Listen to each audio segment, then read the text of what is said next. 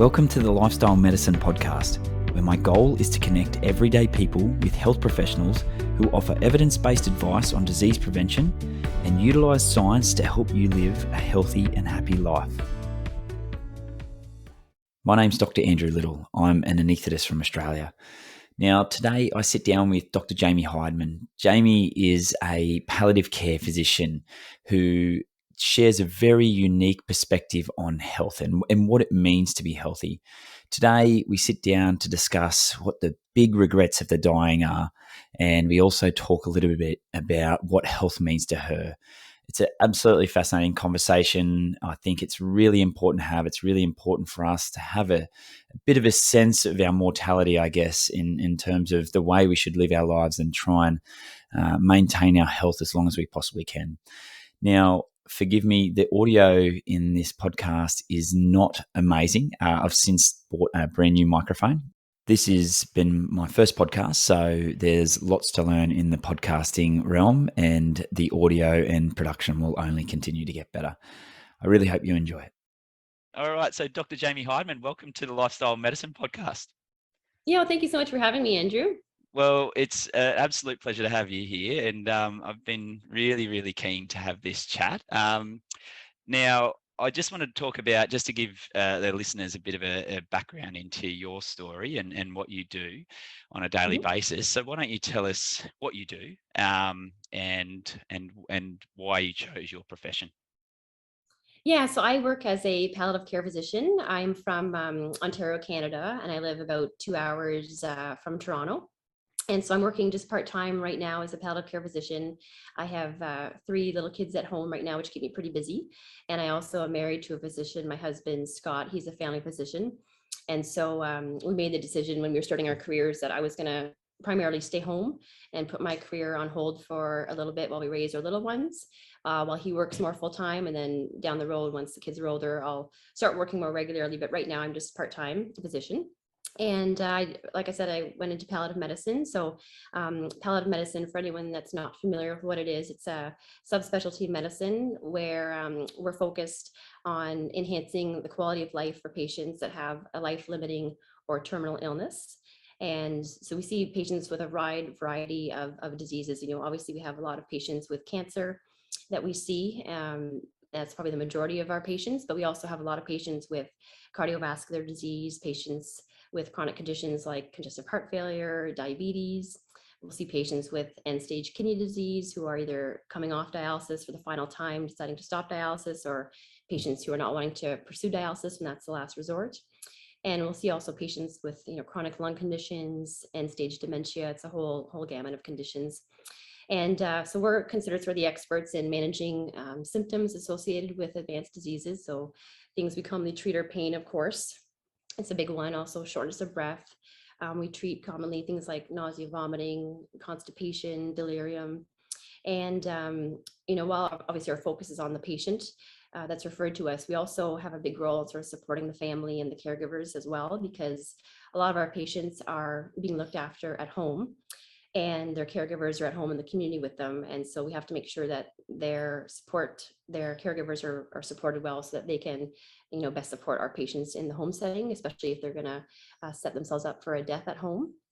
So the family is also sort of a big focus of ours. And we usually see patients, we typically see patients in the advanced stages of disease, and a lot of people think we just sort of get the referrals when patients are sort of at death's doorstep or when they're actively dying, but we actually are now becoming much more involved earlier on. So we'll see patients who have these life-limiting illnesses, sometimes, for years before they pass, and follow them for, years, weeks, months, what have you. But we're seeing patients a lot earlier than we used to, just because the evidence shows that earlier referrals to palliative care actually help with improvements in quality of life. And sometimes patients actually end up living longer when they're referred to us, which is sometimes not what people expect, but what happens. So, yeah. Wow, that is such an amazing introduction, and I think it's such an important part of medicine, and it just really perfectly ties into what I want to talk about next. And this is going to be my first ever published podcast, and there's a number of reasons why I wanted to have you on there first, and part of those, and we'll talk about them in a little bit, but just for, I guess, everyone to sort of understand the context of the conversation today, and also the premise of this entire podcast is that you and I, and even yourself, as you just summarized, we see disease every day. And I think we see the look on people's faces when they've had their health taken away from them, and they're forced to face the fact that they're dying.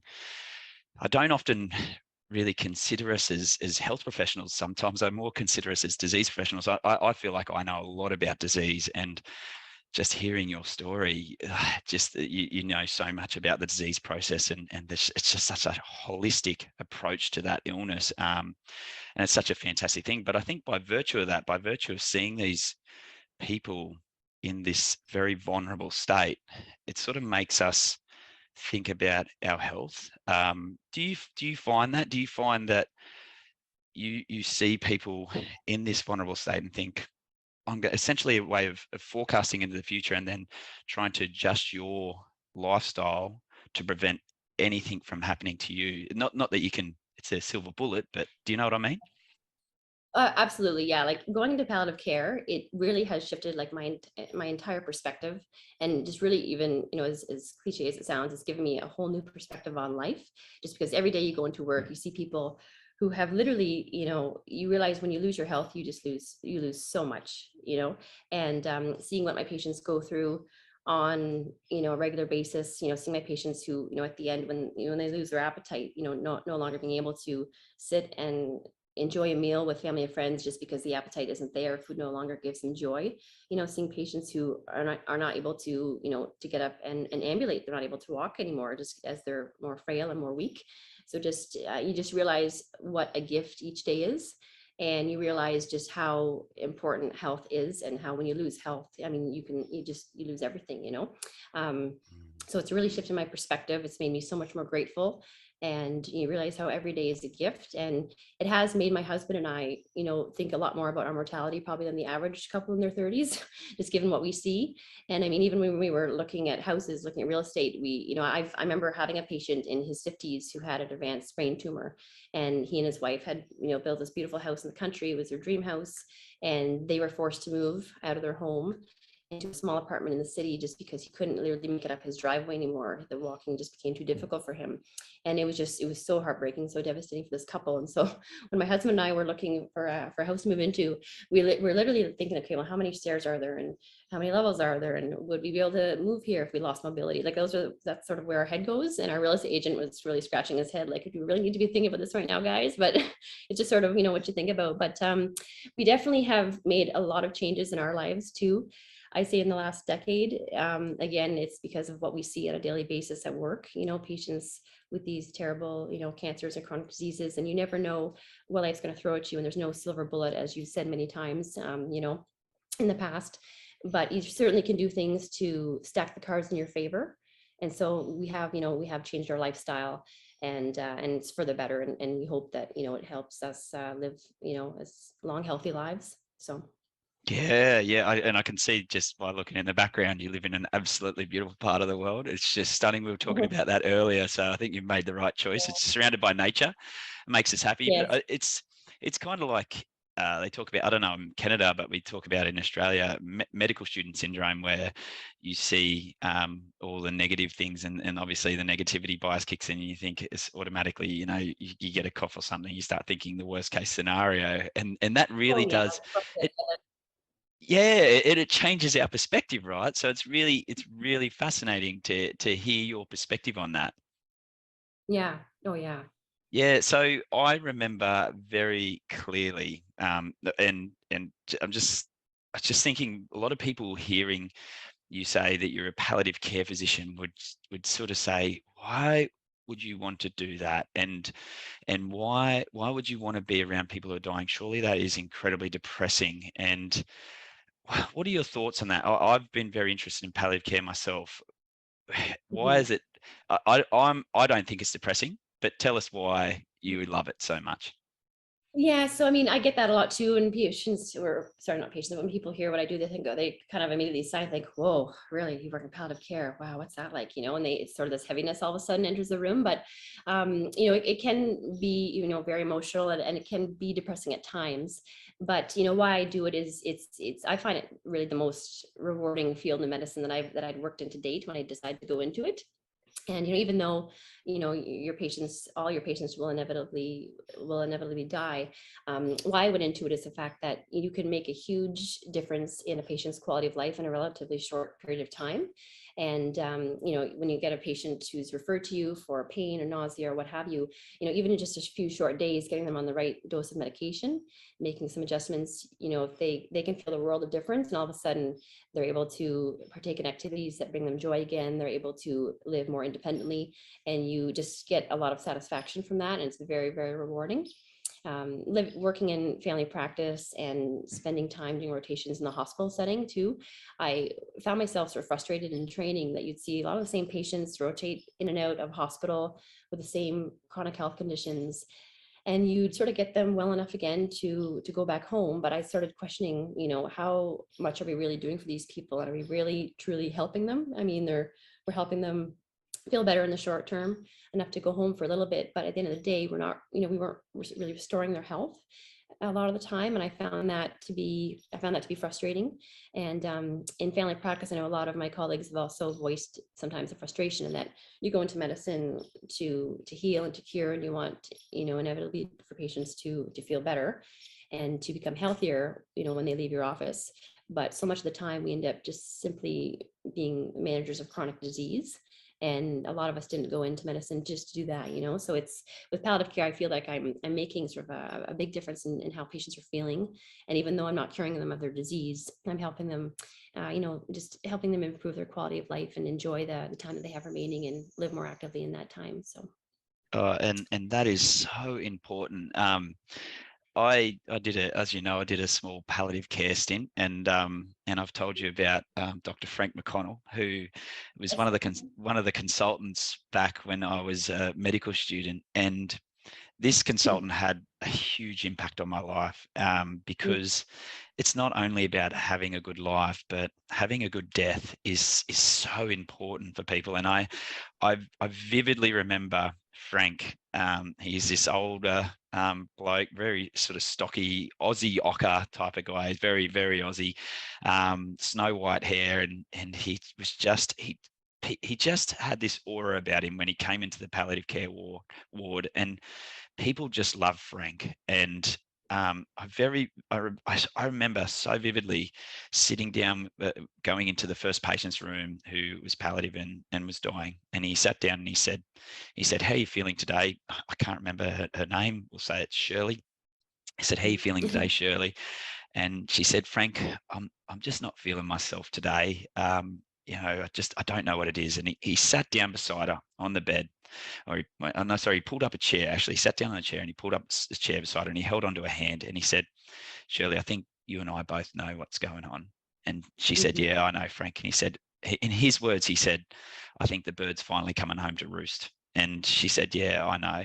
And he said, "Is there anything I can do for you?" And she said, "No, Frank, I've done everything." Is there anything that I can, kind of talk to your family? Have you got all your affairs in order? She said, "Yes, I have, Frank, and I'm very happy and I'm very at peace." And he said, "I've only got one more question for you. When the time comes, and do you want to pass at home, or do you want to pass here?" And she said, "I want to die here with you, Frank." And that was the most powerful thing that I have heard in my medical career. To hear that, it makes me emotional talking about it now, because it's such a beautiful thing. So I think what you do is just so important and just so fascinating. So I think it's the most commendable job. So good on you. Yeah, I know it's in palliative care too. You really do have to sort of connect with patients. I find um, on a deeper level than sometimes we're allowed to when we're on busy internal medicine or hospice rotations. And when time doesn't allow, I think we have to make the time in palliative care, only because you have to know sort of where your patients get their strength from, where their hope comes from, what gives them joy, in order to help them at the end, to be supported. well, and a lot of my mentors too in training palliative docs I work with, they sound very similar to Frank. They were just so patient centered, and they spend the first half of the visit talking about the patient's background, where they came from, what their hobbies and were, what their job was, and then you start to wonder when they were actually going to take a history, a history of their, but they get there eventually. But yeah, sort of different than what centers you typically see. Yeah, So, it's that social connection with people that I just find fascinating. So yeah. I've spoke about this with you before, but I read a book, The Top 5 Regrets of the Dying by Bronnie Ware, and you've read it too. I know it's just such a beautiful book, and that's what I wanted to talk about today. What the biggest regrets of you see in your patients, and it's the crazy thing is when people get. I vividly remember a lady just recently who I had to anaesthetize for a procedure, and she got diagnosed with pancreatic cancer. Very high profile person who worked really, really hard.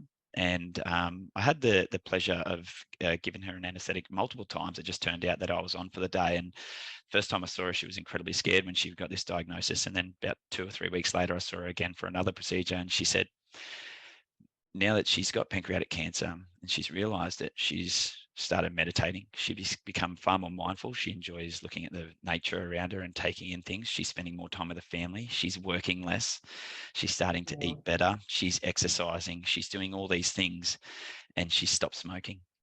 The question I have for you is, why is it that people who get this sense of mortality, why do they then all of a sudden there's a light flick on in their head, and why do they start engaging in healthy behaviors?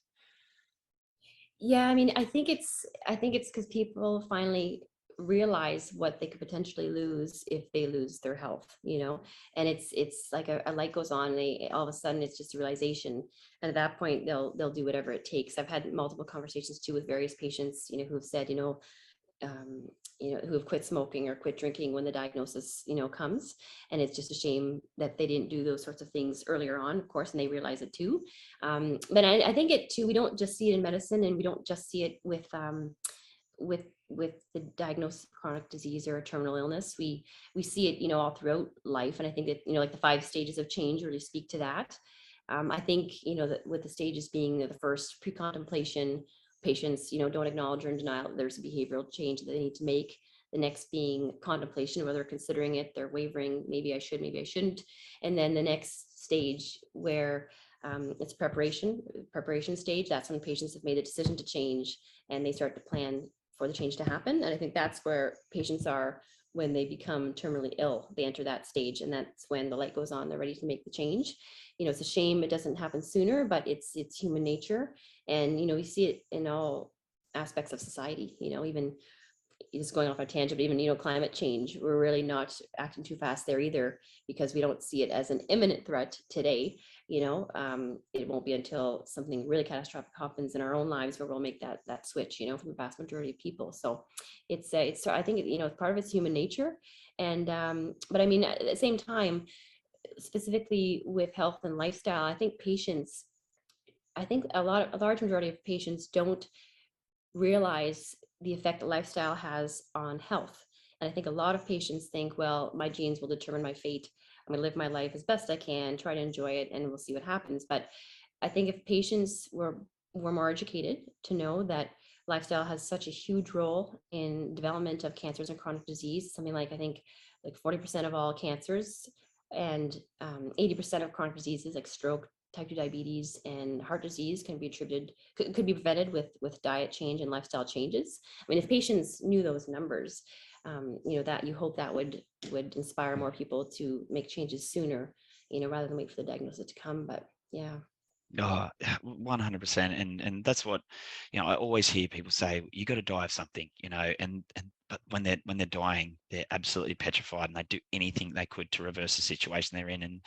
And people don't realize the significance of it. And that's why I think a little light bulb flicks on in your head and my head when we see people when they're in this state, and it makes us go, okay, I'm going to do everything I can to not let that happen to me. It's not that I'm guaranteed it's never going to happen. There's no silver bullet, but it's a very, very good, it goes a very, very long way towards preventing that from happening for sure. Yeah, and with what you and I see, and I think now you and I know have both been looking into lifestyle medicine for quite a while, and both like looking into nutrition for quite a while. So I think now that when you know it, you can't sort of unlearn it, and then Yeah. now it's once you know it, it's just you can't help but want to make changes because the knowledge is there, right? So Oh, yeah. totally agree. And that's why I sort of wanted to make this podcast, and I've called it lifestyle medicine, because I'm not a lifestyle medicine physician, but I feel by virtue of the last 10 years, all I've been studying is lifestyle medicine myself. I find myself, trying to learn all this anesthetic stuff, but also I'm very interested in preserving my own health. So it's just been a really fantastic journey. So and it's just nice And I to, know that like, you see that becoming a parent too, I'm sure, like I find now that I'm a parent and I have 3 young kids, I think about things differently. You want to be there for them as they grow up, and you want to see them grow up, and you will hope, I mean, if my kids decide to have kids one day of their own, I want to be around to meet my grandkids and see them and have fun with them too. So that's also been, for me at least a big factor too, is just, when you have kids, it really changes things. it's so true, and it's delayed gratification, right? We live in a world where we want instant gratification. We want our rewards right now. I want to be able to smoke. I want to be able to drink to myself to delirium. I want to be able to eat whatever I want, and I don't want to have to exercise, and I don't want to spend any time on mental health. I just want to scroll social media, and then no one understands the benefits of delayed gratification, of investing in your health and investing in your lifestyle, and being around for your kids when they're older, and being around for their kids, and being a grandparent. I think that's such an important message. All right. Well, I want to get stuck into the biggest regrets of the dying. And you would see this very, very often. One of the things that I just want to talk about before we get into the 5 regrets by Bronnie Ware, was one that wasn't in there, was I wish I spent more time on my health, which is what we've been talking about. But I think that's probably a pretty big regret too, right? I would agree. And I have heard that from patients too, patients who have said that they wish they, if they had known that their smoking would have triggered their COPD, they never would have smoked to begin with, and patients that, regretted drinking as long and as much as they did. And yeah, I've heard that a lot from patients. So I'd agree. I'm surprised it's not in there too, but I think now if you took another tally, I think it would be.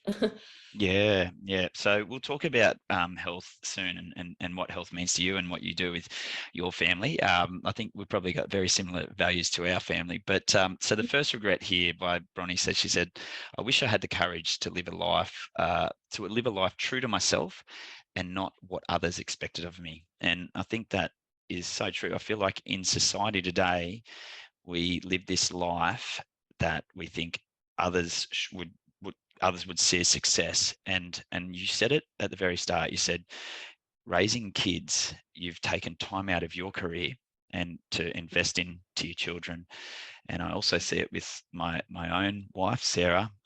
It's not, investing time in kids is not really seen as valuable. It's more seen as, you got to succeed in life, you got to make lots of money, you got to do all these things. What are your thoughts on that?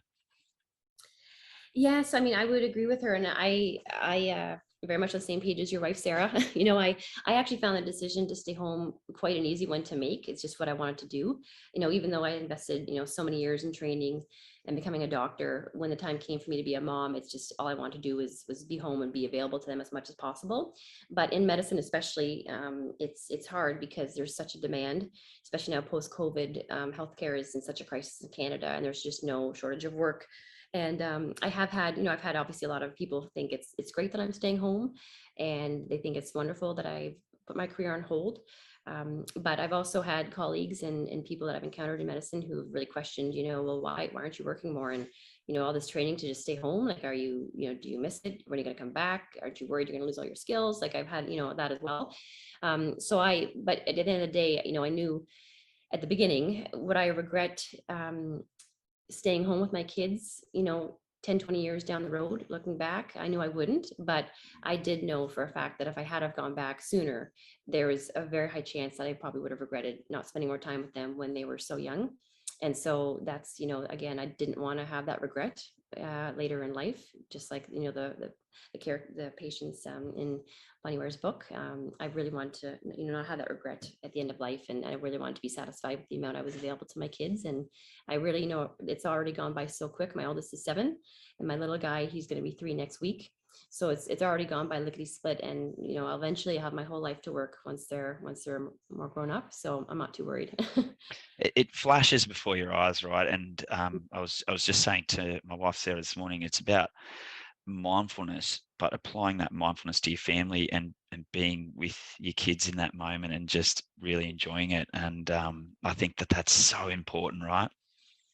Yeah. And I think too, if I was to go back full time right now with both my husband and I being physicians, I just know deep down, if we were both working full time in healthcare right now, I think our mental health would suffer, our family life would suffer. And, it's just right now, we really are focused on our family. It's a huge priority for us. And in the end, I think it's a positive cycle. It's just sort of reinforces itself. I think the more time we spend investing in our family, the healthier we feel, the better we feel. And I think the better it is for all of us. So, yeah. Oh, that resonates with me so much. I totally agree. So that kind of ties into the next regret is I wish I didn't work so hard. Now, it is, I guess, to put some context on it, it's hard for some people. They sort of obviously probably need to work quite hard. It can be pretty financially stressful at times in life. But for the majority of people, we don't really live within our means. And I'm assuming most of your patients would have said, I wish I didn't spend so much time at work. Is that right? Oh, yeah, I have yet to hear anybody on their deathbed say, I wish I had to work more. Yeah. I've never heard it. I don't think I'll ever hear that. I live by that saying. I live by Yeah, it. yeah, exactly. So, but I have had patients regret not retiring sooner when they had the chance. I have had patients say that. I had one gentleman in his 50s, I believe, who had worked for several years longer than he needed to. He finally retired in his beautiful community of his dreams, moved into a new house with his wife, and within weeks of making the move, he actually was diagnosed with stage 4 metastatic prostate cancer. And his bones were riddled with disease, and he was put on a pain pump, and he died within months. And he had just retired, and finally he and his wife were going to settle down and enjoy retirement and their new home and their beautiful new community. And it was just that case sort of always stuck with me, because I just your heart goes out to them, and it just really makes you really it makes you really think about the choices you make. And do we really have to work as hard as we're working? I don't know. I'm sure there's some people that do, but there's a lot of us that probably don't. So. Oh, 100%. I've only working 3 days a week now. As you know, in medicine, it's incredibly hard to get through, and it's very stressful. And when we had our kids, my wife, she quit her job and she just didn't go back. She just was like, this is what I want to do. And so we were on a single income as a trainee, which is pretty tricky to navigate, and exam stress and things like that. There was a lot of pressure on me, but also a lot of pressure on my wife, Sarah, too, raising kids. So yeah, but now we're in a position where I can work 3 days a week, and I've just never been happier. Never been happier. Yeah, it's nice you can do that where you are too. That's great. Yeah. So we've got, let's go number 3. So I wish I had the courage to express my feelings. What are your thoughts on that? Yeah, that's a big one. I mean, I think a lot of us too go through life not really having the important conversations with our loved ones, not truly expressing ourselves, and it's just so important for well-being. And again, I know you're going to be talking about the 6 pillars of health a lot in your podcast series, and one of them being social connection and relationships. I think it's really important to have those conversations with your loved ones, family, friends. It helps your mental health, your well-being. And again, you see it also, there's something called complicated grief, which we often see in palliative care. And when there's a lot of family dynamics at play, a lot of tricky social situations, it makes the grieving process it's already always tough grieving a loss of a loved one, but it can make the grieving process much more complicated. And just these things sort of all feed back on each other, but I think it's very important. Oh, Yeah. and I had I didn't really used to understand my feelings. That was probably the big thing for me. I never really invested time into understanding, why I was feeling the way I did. And I think that's so important. I think a lot of people there was a beautiful book I read the happiness hypothesis by a social psychologist called Jonathan Haidt, and he talks about the rider and the elephant, which the mind is the rider and the elephant, and the rider is the prefrontal cortex, it's our rational thinking, and the elephant's our limbic system, it's our emotional response. And a lot of the time the rider's just sitting on the elephant, then the elephant's just taking the rider wherever it wants to go. But it's really important to engage that rider, engage that prefrontal cortex, and have that rational thought over those emotions. And like you said, being able to express them. And I sit down very regularly with my wife, Sarah, and talk about how I'm feeling, and I ask her how she's feeling. I think it's just so important. Yeah, and something we don't do enough is something we don't talk about enough, especially I think guys in general too. I mean, it's not common you have, guys openly discuss it. I'm sure you get that a lot, right? But it's so important. I think just to realize the relationships in our life which are supportive and loving, and the ones worth keeping, and the ones which are, more toxic and not necessarily worth holding on to in our life. And I think the more we express ourselves and get in touch with what we're experiencing and what we need for our emotional health, the better off our health is going to be, so yeah. Yeah, and I've gotten rid of a lot of toxic relationships in my life, and it's the happiest it's ever made me. So I totally resonate with what you were saying. All right, so the next one, and again, I'm going to throw a bit of. She said, "I wish I stayed in touch with friends." She doesn't particularly say family either. I don't know if Bronnie Ware has a family, but friends and family, this social connection. And I would say that most people, someone said to me the other day, it was one of the operations assistants in theatres. They said, they're a grandparent now, and they were talking about saying now I'm a parent, and they were saying to me, look, really be present with your kids, because when I had my kids, I was never really that present with them. And now as a grandfather, I have this sense of mortality, and now I'm very involved, and they become this beautiful grandparent. And he's got a lot of regrets as a dad.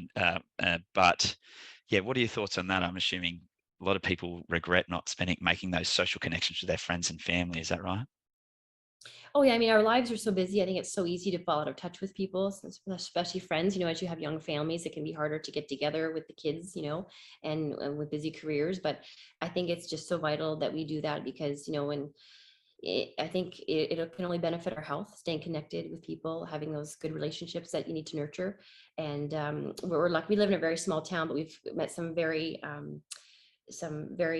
wonderful people in our area now who we see on a regular basis. They all have young kids, and you just feel you feel energized once you get together every once in a while. You just feel your health improve, and you just feel better all around when you get that social connection. So I would agree. And even at the end of life, we have patients sort of on both sides of the spectrum. We have families who want to have 20 people in the room saying their goodbyes, and then we have other people who have little to nobody to call when it's the end. And it's always so sad, but you don't know the dynamic of the situation, so you don't, not sure, you don't want to judge the situation there. But it's it's nice when you can see patients at the end of life too, just so well supported and loved and cared for. It's just a beautiful thing to see. But even throughout the lifespan, social connection is just so important. And we see that in societies, like the blue zones, where patients are, or not patients, but people are living, the large majority of people there are living in well into their hundreds and their 90s. And these people are socially connected. They're seeing friends regularly, they're seeing family regularly. These people are not isolated. They're well connected. And I think there's some research papers out years ago talking about loneliness, which I'm sure you probably came across, and just how loneliness in itself is such a risk factor for chronic disease and bad health outcomes. And I mean, that was fascinating to see that, scientifically demonstrated. But we really are social creatures. So I'd agree with her there. Yeah. Oh, that is 100%. You just reminded me of a lady I saw, and COVID has really just it's completely disrupted our social connection. I was as an intensive care registrar, and I was working in the hospital as a private hospital, just doing some extra work. And there was a lady on the ward, and she was dying. And I got asked to come and review her for pain. And it was essentially, so there's a lot of palliative care in intensive care. We palliate a lot of people. But her son was over in England and couldn't get back because of COVID. And I came up and started her on some some morphine and things, and gave her everything else that you would probably normally do as well. And I just sat with her, and I just held her hand, and I just asked her about her life, and she just sat there and talked to me, and I just asked her. I just harnessed my inner Dr. Frank McConnell, and I just said, are you comfortable? Are you scared? And she said, no, I'm really happy. And she just wished that her son was there. And yeah, COVID really, really disrupted us, didn't it? It did, yeah. I was also part of a palliative care response team too, looking after palliative patients who had COVID during the pandemic. And I'll never forget having a patient have to say goodbye to his wife on the iPad, because she had COVID herself. I mean, it's just something you never thought you'd see in medicine, and something that you'll never forget it, and it was tragic. And I mean, COVID has demonstrated so well just how much social connection is just so essential for our health. I mean, we didn't see our parents for months and months during the lockdowns, and so our kids didn't get to see their grandparents, and you just started to see it in them. It really affected their mental health, and we really had to be there even more than we already are for our kids during that time. You saw it. And yeah, COVID it was horrendous, what it did to people. But it was nice you could be there for that patient in the ICU, that's for sure. I'm sure she appreciated you that night. Yeah, it's a really touching moment for me. And the science is really consistent in that the number one thing that makes us happy is strong social connection. And yet we invest such little time into social connection. We spend so much more time. This is why we're addicted to social media. We're desperate for this social connection, but we're connecting with the wrong people. We're connecting with a whole host of people that we think we're connected to, but when the reality is that happiness is right in front of us with our loved ones. And if we invested time in connecting with them, it would make us happier. It's almost like we're moving backwards, because instead of doing a handwritten letter, type out an email, instead of picking up the phone, send a text. Like we really need to look at this. It's huge. Like there's a pandemic of mental health problems, and so many people say, I'm going to go and spend an hour in the gym on my strength, or I'm going to spend an hour of cardio. Very few people say, I'm going to go spend an hour on my connection with my partner, or I'm going to spend an hour in connection with my friends, or I'm going to spend a bit of time on my mental health. We very rarely invest in it, and most of the time we're just scrolling social media, and it's making things worse. Oh yeah, I hear you. I couldn't agree more. Agree more. So the final regret, I wish I let myself be happier, and I think that probably ties into what we're talking about. I guess happiness is such a hard term it's like no one can be happy all the time. I really subscribe to the monk's philosophy of happiness, that happiness is the absence of worry. And so what are your thoughts on that? Have you heard people say these sort of things? I wish I was happier, and how do we get happy?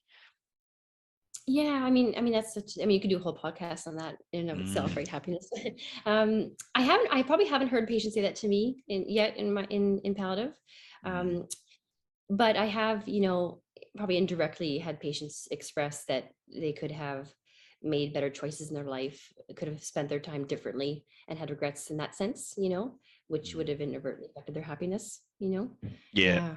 I think there's a lot of things that we think makes us happy. And I think there's a lot of research on things but to kind of offer a little bit of happiness in the short term, but then don't offer any happiness in the long term. And again, it's that in delayed gratification, right? So I think, someone coming and eating a packet of potato chips, it makes you feel good when you eat it, but then after a while you're like, oh God, I feel like crap now. And smoking's another thing. It makes people feel good when they're doing it. And then, long term, so I think, but if what we think, there was a really good study, and I can't remember the actual paper, but it's showing that we attach so much significance to our looks, money, our career, and our social status in the hierarchy of our social environment. When in fact, spending money on other people and doing things like volunteering and forming social connections with people, things that we don't really attach much value on, make us far happier. So yeah, it's a tricky one, happiness. Yeah, I mean, when I'm in patients' rooms, whether at a hospice or at a palliative care unit or a hospital, their family members will often bring items into the room, just to bring a bit of joy in for the patients. And what you see is you see photographs of the patient, with a whole host of family members. It'll be a social event of some kind or at a birthday party. They'll have pictures from their travels. They're not bringing in material items. There's very specific things that they tend to bring in, and there's reasons for that. And when patients are reflecting and we're having conversations about looking back on their life, what do they talk about? Well, they talk about times with their children, maybe times missing out with their children, but time with family. They talk about their travels, and sometimes when they talk about work, there's some regret of staying in the same job for too many years when they should look for something else. I think we're all guilty of doing things in life that that we could change, that would bring us happiness. If we sometimes we get stuck in the same jobs, or we need to, I think a lot of us do things that we could change. Yeah, I agree. Well, this brings us to my final question for you.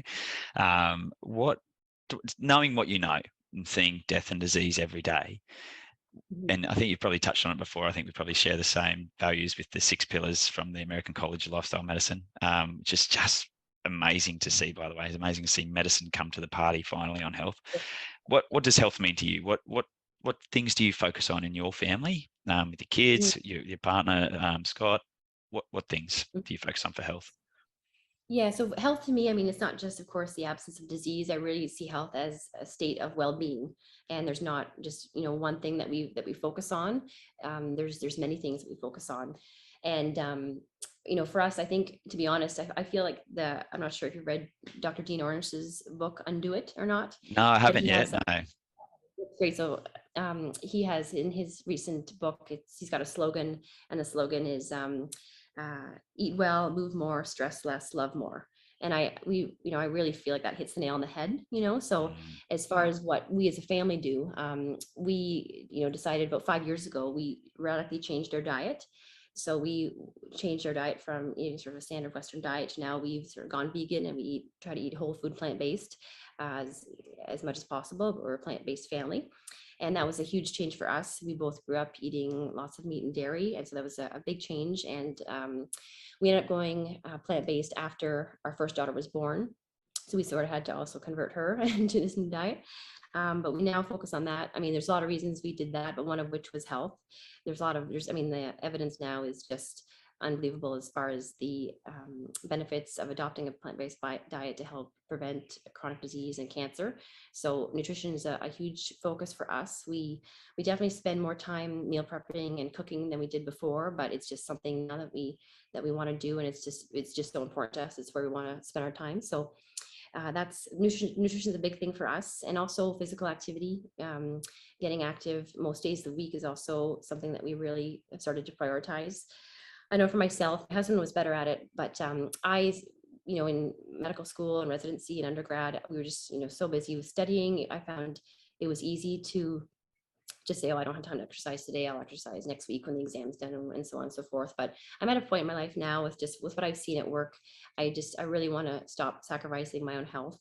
For others, I really want to focus on my own health. And so, now my husband and I, we actually get up a bit extra early each day, and we work out together in our basement before our kids wake up for about half hour every day or most days of the week. So that was kind of a big lifestyle change we've made in the last 2 years, but just again, we just see is very, very important to stay healthy and strong. And we try to lead active lifestyles for our kids as well. So getting them active, in the summer with just a lot of time hiking and playing outside.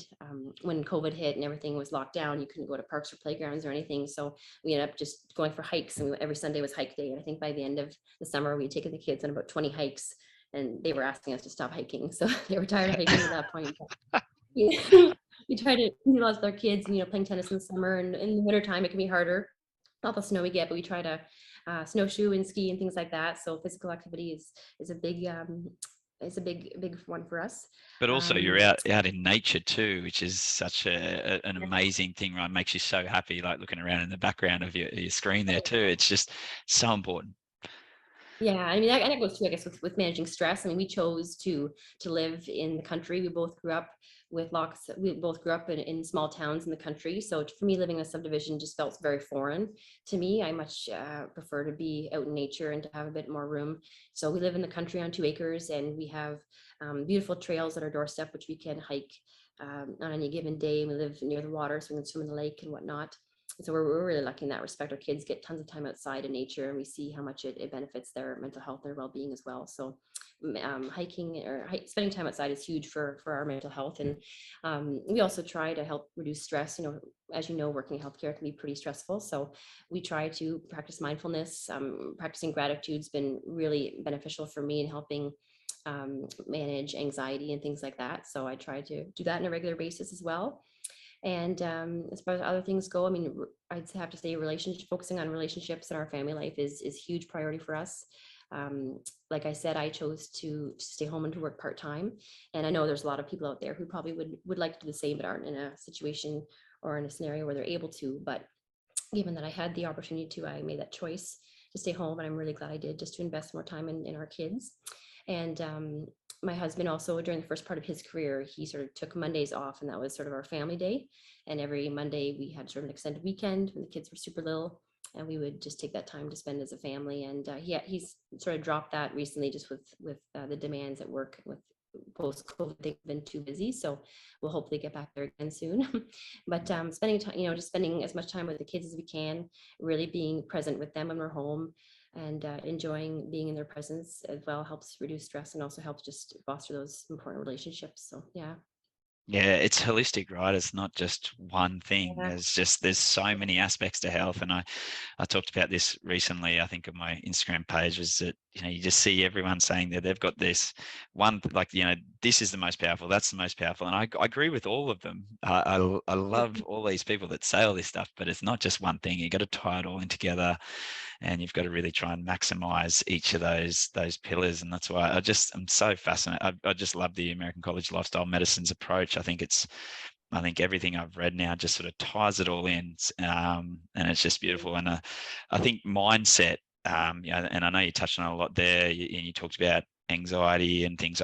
I had my own anxiety, and a lot of people think, God, like you don't even seem like you would have ever had that, but we all battle our own issues. It was never overwhelming, but just being able to engage in mindfulness and start to invest time in my mental health, which, like you said, never gets talked about with men.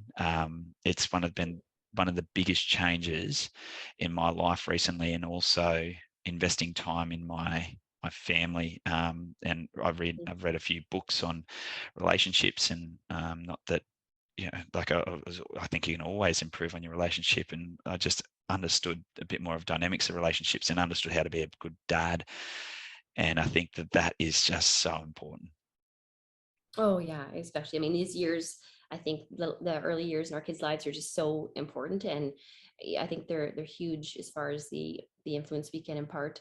And I think these are years that are just, they really matter. So it's nice that, it's nice too that you're able to be home such a large portion of the week too, to be there for your kids. I'm sure that they're only going to benefit from that. So, Yeah, yeah. and they have, because Mhm. I was never as good a dad as I am now. I don't think I can personally put my hand on my heart and say, when I was training, I had so many exams, and I talked to my wife about this a lot, is that I was there, and I always tried to study while they were asleep, but the times when I was there, I was still sort of, my mind was somewhere else, thinking about exams and things. And since being home and just working 3 days a week, my relationship with my kids has just skyrocketed. And so it's something that you can really improve on. And I'm very mindful when I'm with the kids now. I just really appreciate their company.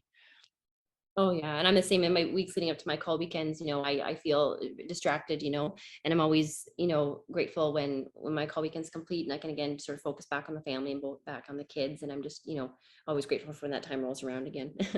Yeah. Yeah. Well, Jaimi, it's been so fun to chat to you. Like, honestly, you were just the obvious choice to chat to, because I really wanted to start this podcast with like a bit of an idea around why we need to focus on health so much. And I think every day you go to work, you see the reasons why we should focus on health, and why everything's so important. So thank you so much for sharing your wisdom today. I really appreciate it. Oh, thank you so much for having me, Andrew. I'm so glad it worked out, and that despite you being in Australia, me being in Canada, I'm so glad that we could make this happen. And I've been, looking forward to chatting with you. So I'm really glad it worked out. Thank you so much for Yeah. having me. Well, that was the hard part. I was like, God, I have to work out time zones and all these differences. So it was, Yeah, you did it. and I'll have to get you back on one day. We talk about maybe raising kids on a plant-based diet as well, because we've done the same thing with us, and it'd be interesting to pick your brain on that as well. That's a whole another couple of podcasts. Yeah, I would love to sit down and chat with you about that too. So yeah, looking forward to it. Awesome, Jaimi. Thank you very much. Okay, thanks so much, Andrew.